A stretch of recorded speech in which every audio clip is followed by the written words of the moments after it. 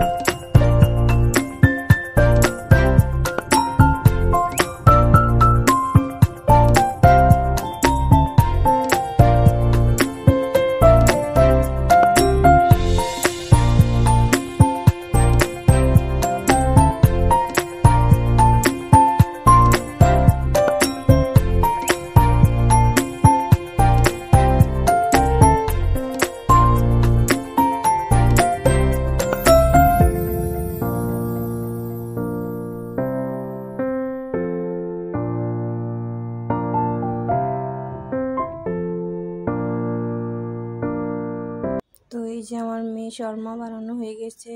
কেমন হয়েছে অবশ্যই কমেন্ট করে জানাবেন, আর কোনো খারাপ মন্তব্য করবেন না। তো আজকের মতন এখানে বিদায় নিচ্ছি। সবাই ভালো থাকবেন, সুস্থ থাকবেন। আল্লাহ হাফেজ।